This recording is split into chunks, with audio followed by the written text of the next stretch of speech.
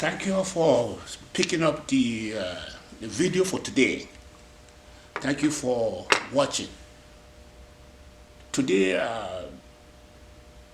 section is pretty much the memo that I'm currently sending out to my constituency, and the memo is about how we are going to be selling our novel that is coming out in before the end of the month. But another thing that was also featured in the memo itself is going to be how do you ask people to help to jumpstart this project.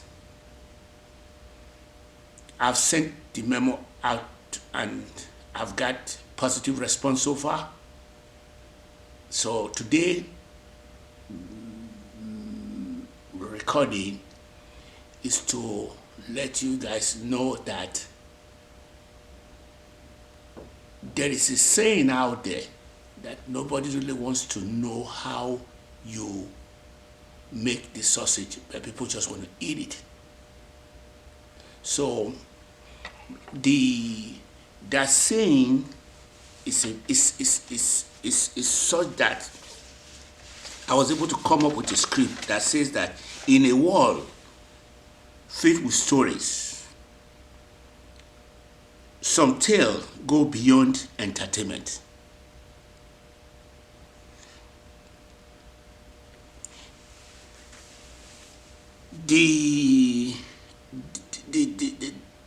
This foster changes, foster inclusivity, and empower the community. That's what we are bringing to the table. So I will try as much as I can to transition to the scene presenting women, people of African descent, the LGBT, and the people who are struggling with STEM enthusiasts. So far, we have been able to see that there is the impact. What is the impact of this novel that is coming out? That might be just being the most important thing is for us to know what is the impact of this novel,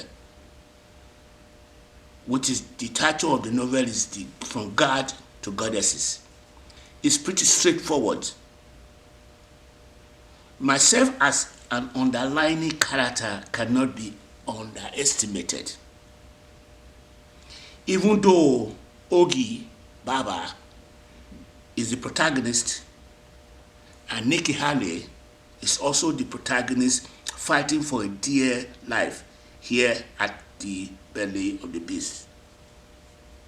Do you want Nikki Haley to win, which is the only standing woman right now? Do you want her to win? If you want her to win, then we are challenging you to remember that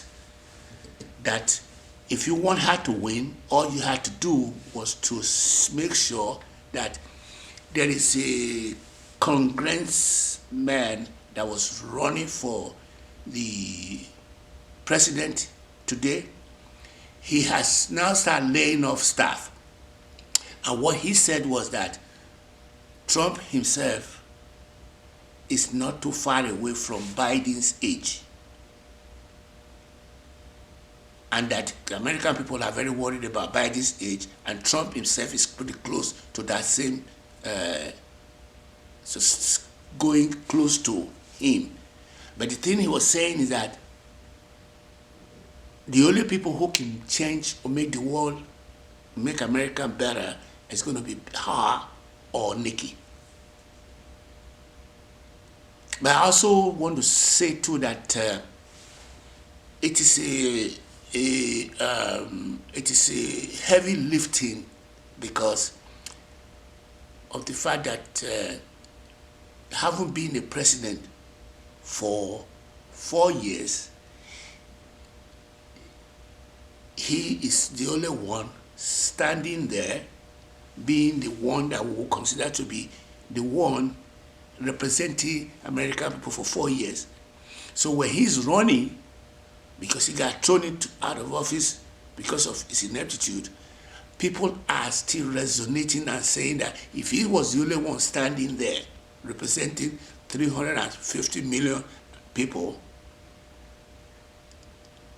then he cannot be marginalized. That's what I think Haley is up against, because Haley herself did not criticize him when he was working for him. So even during the beginning of the election, she did not criticize. She just started doing it now. And I also want to draw you fact to one thing, and that what I'm going to draw you fact to is that there was a campaign contribution that Haley made just a couple of days ago in Dallas, where a lot of people who Trump wants to say that he doesn't want them to be, he's going to ban them from the mega movement. But what he did not anticipate was that he himself doesn't believe in people who are rich like him. The billionaires don't answer to him. There is no billionaire out there right now who will say exactly what Trump was saying, that I would ban other billionaires, because he does not believe in those billionaires. He's what you call he's not just anti-establishment. He has a tendency to be a toxic waste. That means he doesn't believe in anybody, and that belief system is part of what his father instilled in him.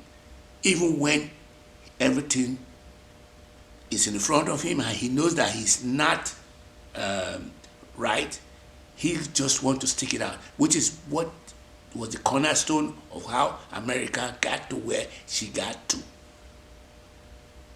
So he's representing the establishment of how America got to what to. Do you believe one thing? Let me quickly say this.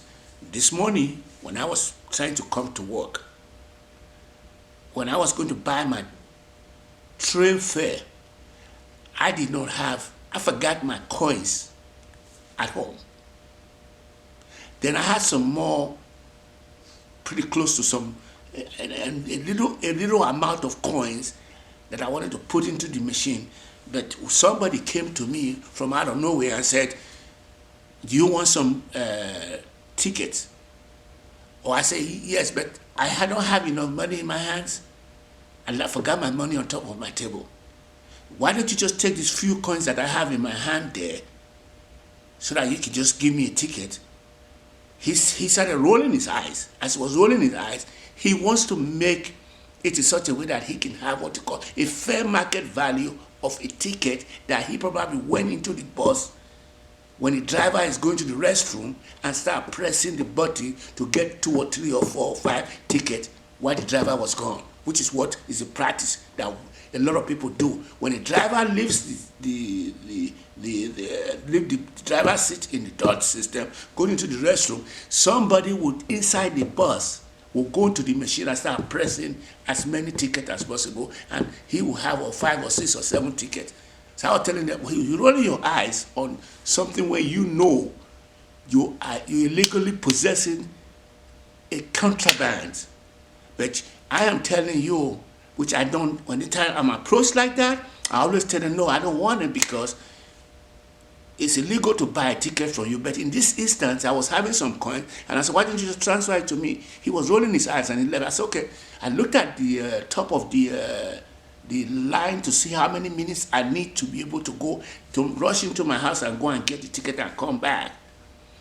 It was 16 minutes, so I quickly rushed, told him, no, I don't want it. I'm going to go get my ticket back. And I went home, I got my money, and came back. I was wishing that he would not approach me when I came back to go and buy the ticket legally. But the point I'm making there is that you keep hearing this word, America being the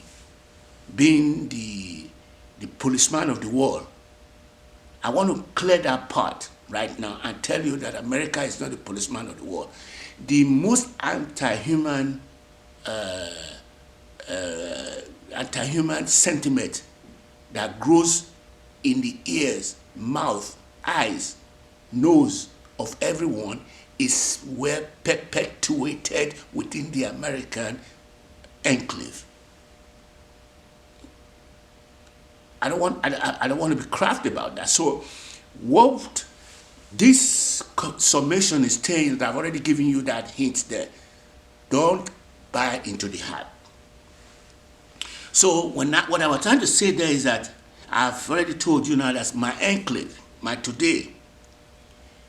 The book itself, the novel that I'm getting ready to start selling, has a theme in it. And the theme of my novel is the fact of the struggle that my protagonist, Ogie Baba, went through. It's the same struggle that Halle is going through. Irrespective of the outcome on the long run, whether she wins or she doesn't win, I could care less about that. What I'm saying is that if you guys go buy this book, we can now take that theme, THEME, and move forward the hands of the clock going forward. But Halle was able to go to the billionaire in Dallas 2 days ago because I saw her big truck, her big bus, Nikki Haley for president, and I saw it on online. There was a lot of billionaires that came to donate to her because they feel that, and the sentiment is out there right now, that under normal circumstances,